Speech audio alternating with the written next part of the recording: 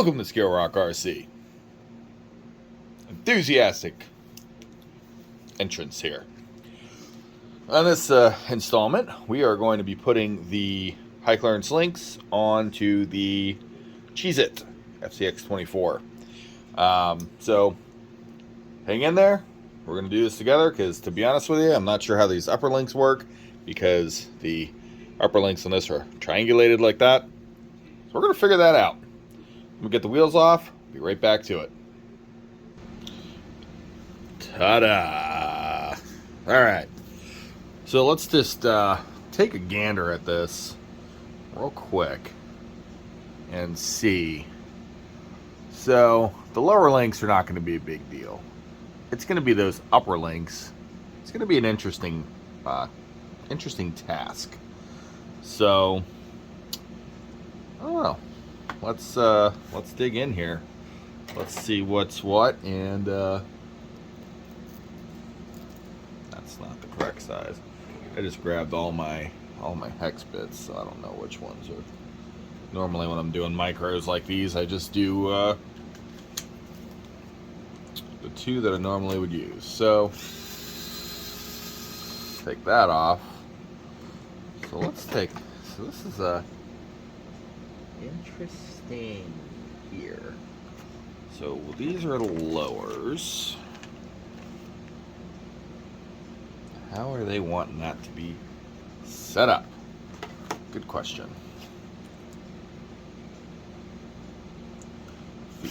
The uppers that I'm mainly concerned with. So these are, so this is the ball stud and everything for the shock.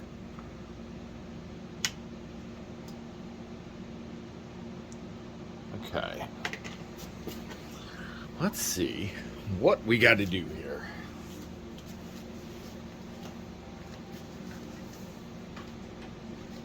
Alright, had to grab some scissors. Sorry about that. So this is me figuring this out with you guys. Wow, these scissors suck.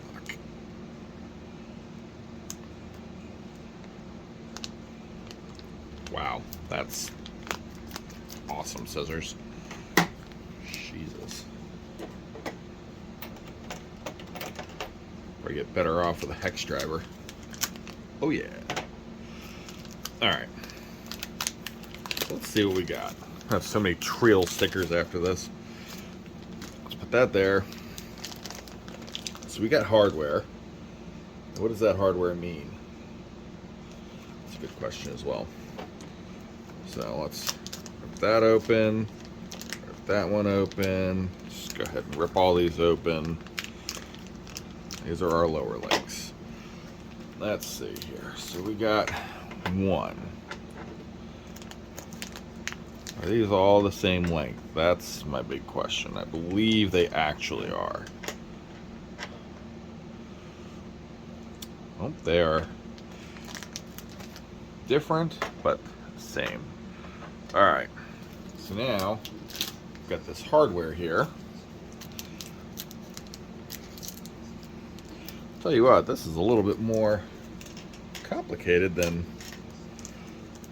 the 10 scales, that's for sure. Alright, so we got long, got another long, and we got 4 longs, 4 shorts. So what I'm gathering here is that the short goes here. It's my best guess. Please let this be the same size. It is. Of course. Always. We cannot do one of these without dropping a hardware. I'll find that later when we need it, because we're going to. Alright, so let's start. Put this on, and maybe we can kind of get some direction here.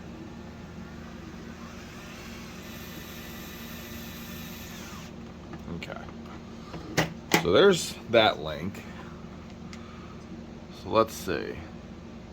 So we get the link. So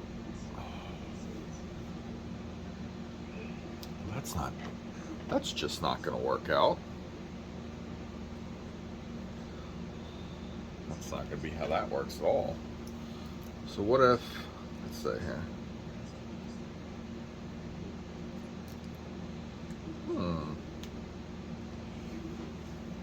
So I'm looking at how the shock is set, but we can't do anything about that. So how? So you got the long shock, let's see, long bolt, but then if we just did some stuff like that, that's not going to work. Neat. There's got to be a way to do this. No instructions. They don't provide that. Awesome stickers. We got stickers. Add a little pile. And this is one of my curiosity concerns, is how these were going to mount with the shocks.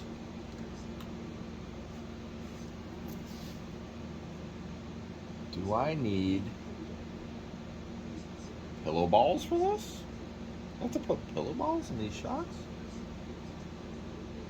I don't know if I have any that small. All right, hang in there. I'm going to see if I can figure this out. Okay, figured it out. So what they're wanting you to do is you got to take these little, come on, focus in. Man, this is so tiny. These little pieces here, okay? So, then you're gonna need a long screw.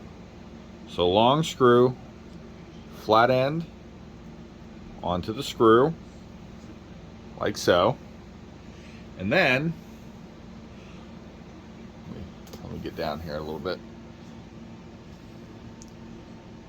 Okay, there we go.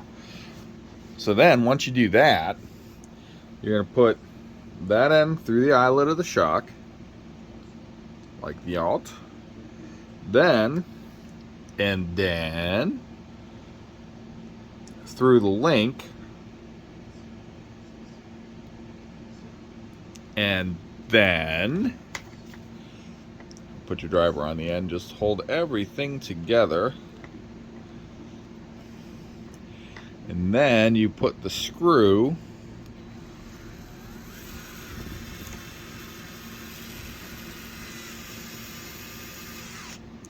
and everything goes together, happy, like so.